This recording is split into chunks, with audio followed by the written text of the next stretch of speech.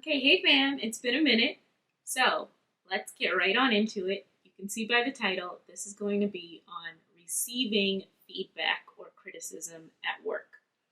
Oh, before, one thing I promise, because I like to just get right on into it. I had an moment. There are 300 subscribers here. Thank you so much. Well, 300 plus, I think, as of today. So thank you so much for subscribing. I really appreciate it. Now, so criticism at work. The first thing I want to say is don't take it personal. And I know that is going to be hard, especially if you're somebody that spends a lot of time at work or working, because sometimes, I know for me personally, when I spend a ton of time working, it kind of consumes my life. And I've had a tendency to lose my sense of self and my sense of identity in work. And it can be hard to separate yourself from just your work product and the way that you work from you as a person. So the first thing I want to say whenever you're receiving any kind of feedback at work is not to take it personally. And this is especially important if the person who's giving you the feedback, the critique, the criticism, whatever it is, doesn't like you. And they can not like you as a person, they can just not like you because they're low-key racist or sexist, misogynist. It doesn't really matter because right now you're still at the job, you still have to do the work. So what we're gonna have to do is take the personal piece out of it. Or vice versa, if you don't like them, you kind of have to take that personal piece out of it so that you can get all that you can get from the feedback. We're not going to be a petty professional in this video.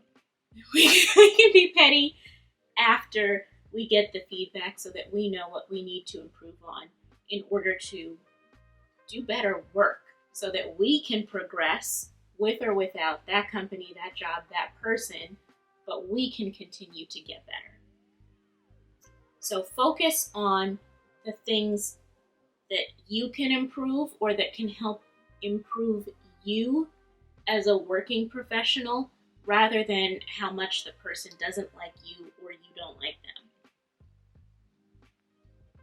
So another thing I want to mention, and this is kind of back to taking the personal piece out of it, when you're on the verge of burnout, it's going to be a lot more difficult. But with these next few steps, hopefully we can use the feedback, positive, negative, or impartial, to leverage a better position, whether it be at your current company or leaving, doing something else, going somewhere else, and making more money. More money, better balance, better everything. So the second thing, if there are a lot of critiques or a lot of pieces of feedback, focus on a few things at a time.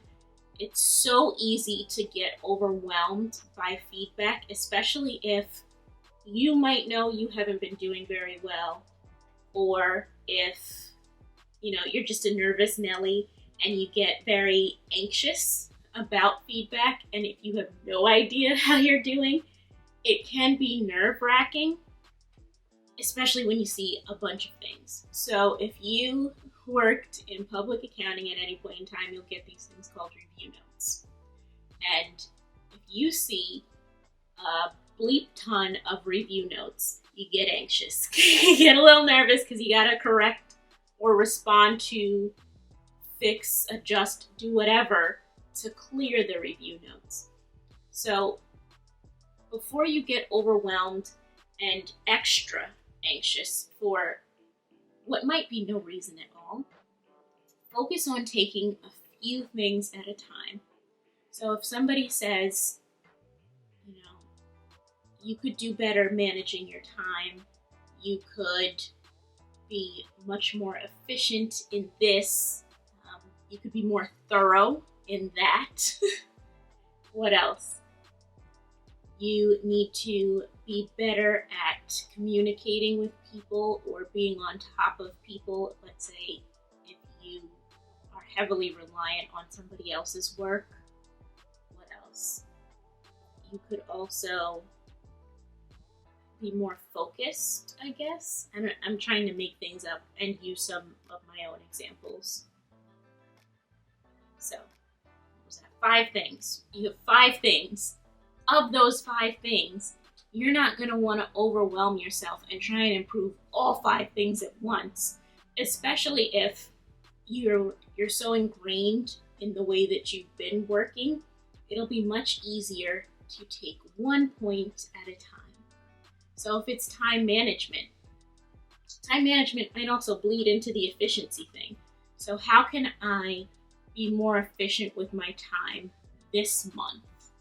I don't know, whatever your cadence is for feedback, but if you're looking to change something by the next feedback cycle, focus on one thing, the time management, which can bleed over into efficiency.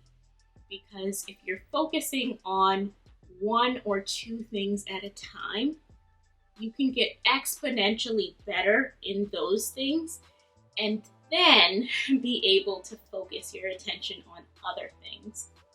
If it has to do with interpersonal relationships, that might be a little bit more tricky because when you're dealing with other people, you can't control the other person's actions, right? You can only control your actions, your feelings, and the way that you react to anything from them. So what you have to do is get yourself prepared and get your receipts ready, because at the end of the day, you can only do so much, and you'll need to focus on doing all of the things that you can do from your, not just from your perspective, but from your role. And then if that involves eventually asking somebody else for help or possibly getting something off of your plate so that you don't have to deal with someone who's uncooperative, you might need to do that. But for the next feedback cycle, or for the next month or 2 or 3, or even just a couple of weeks, do all that you can. If you have to reach out to somebody every day, email them every day. And then not only do you have a receipt to show that you have been doing all that you can do, it's also just a good way for you to practice being a little bit more upfront, not confrontational, but to be more direct in asking for what it is that you need from someone.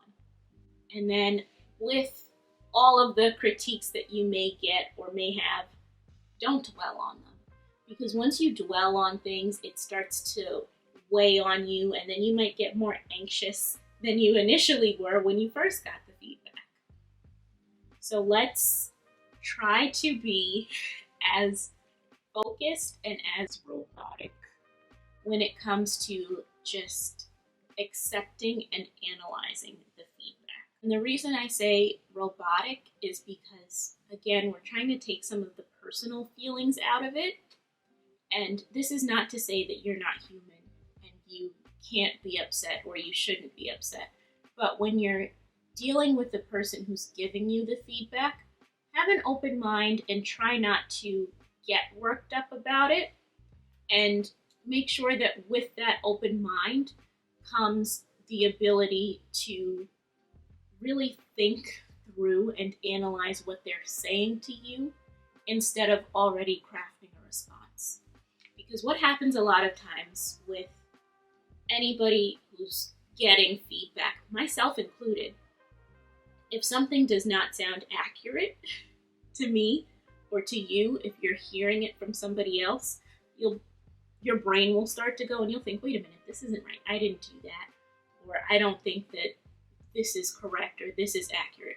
And what you'll do is you'll start creating a response to that one piece of feedback in your mind, and you may block out everything else, or you may hear everything else, but you're so hyper focused on one thing that's not correct that you don't get everything out of the feedback that you should or that you wanted, because I mean you want feedback at the end of the day because you want to do better. And if doing better means moving on to a bigger, better, badder role, I mean, what else is there to say? You have to take the feedback. But I digress. Let's get back to the point. Just make sure that when you are listening, you are actively listening to the feedback, especially if there are multiple points of improvement for you. The third, and this I believe is my last comment or piece of advice for receiving feedback, and that is to keep records. Document everything if you can. Save the feedback if you can. And from that point on, create goals based on the things that are said that you can improve upon. So what you're going to do is week by week, month by month, however often you want to document things that have changed or things that you're working on, write it down. Write it down. If you are a journaler, you can write it in your journal. If you have a specific document or file on your work computer, if you have a work computer or just for work, keep a record of that and just write down what you've done and how you feel you've improved, or better yet, if there are quantitative metrics that you can use to show that you've improved. Let's say you're in sales and you just haven't been selling as much. Let's say you need to up your numbers. The quantitative metric would be the amount of sales that you've made in a week, a month, a year, whatever the time frame is. Let's say you work with data, or data, however you say it. It can be by the number of projects you've completed or you've moved to the next milestone on. If you are working on a tax return, for example, if it's something with your efficiency, let's say it can be the number of returns you've finished or returns you've moved to the next reviewer or to the signing and filing process. So those are just some examples of things that you can improve upon and quantitative metrics that show that you have improved. Because a lot of times with things that aren't quantifiable, such as the interpersonal skills or any soft skills that aren't technical, they can be hard to measure. So you documenting and keeping a record of what you're doing to change and improve and get better only benefits you in the long run. Because sometimes what might happen is the person who gave you the feedback probably doesn't even remember what they said to you the last time, especially if there were multiple points or if it was just one thing. You know, a lot happens between one time of giving feedback to the next, one cycle to the next. So you keeping that record and knowing what they said and actually acting upon it also gives that person a sense of accomplishment or a sense of worth. It makes that other person feel like their commentary and their feedback is important to you, which it is, and you actually acting on it is what shows that. Another thing you can do if you don't know if you're actually improving, if there's no quantifiable metric, or if you just want to genuinely have a discussion and see if what you're doing works, you can talk to whoever gave you the feedback, especially if it's your manager or somebody who's directly supervising your work, and ask them how you're doing. You can call out whatever it is that they've mentioned, or you can just say, hey, I've been doing this so that I can get better at that. Can you tell me how I'm doing? Is this what you would do? Better yet, while you are in the feedback session, if you're not sure at the time and you've been taking notes or you have just been thinking of everything that was given to you, you can ask, or mention things that you've been struggling with and say, I'm struggling with X. I see that you've noticed.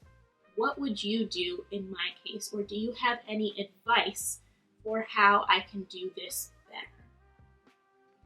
And 9 times out of 10, people will already have an idea of what they would have wanted you to do or what they will want you to do in the future. So that's just a little helpful gem while you're going through the feedback and the criticism, just so that you know what to do from that point forward in order to document and journal and keep track of what you're changing in order to get better. The last thing is when you're tracking your progress, and once you bring it up again, that's great. But if you're looking for another job, another role, or to get a promotion, you'll want to make sure that you mention that, plus how you are valuable to the company, or how you will be valuable to the company if it's going to be a new company. And this can be in dollar amounts. This can be in a non-quantifiable way, in the happiness of the team if you manage a team. It can be in the happiness of your boss if your boss is somebody who you're trying to appease or appeal to in this case. Or it can be how you've changed another team if you're looking to move from one role to another role in the same company. How you've launched a project or initiated a campaign. How you've done something that is of value, whether it be tangible or not, to that team, to that company, to your role, or the role that you want to be in. If you're moving to a different company or trying to get into a different company, use that feedback without saying that you got that feedback. And if somebody's asking you how you've improved, what you're most proud of, you can, and you don't know, you can leverage that feedback. And in this case, you might be able to say, yeah, I got this feedback. But you can say, I was here and I felt like I wasn't doing X well, or I was told that I was mediocre in X. I have done YZ, and now I am at A. I know that's not how the alphabet works. Follow me, stay with me. And now I am at A. And I am excelling at BC.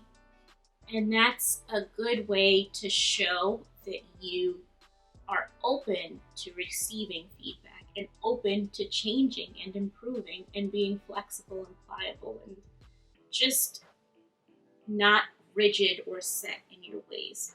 Because at the end of the day, the person who is willing to make adjustments or change or be a little bit better than yesterday is 100,000% going to be better than the person that is not willing to change but may check all the other boxes.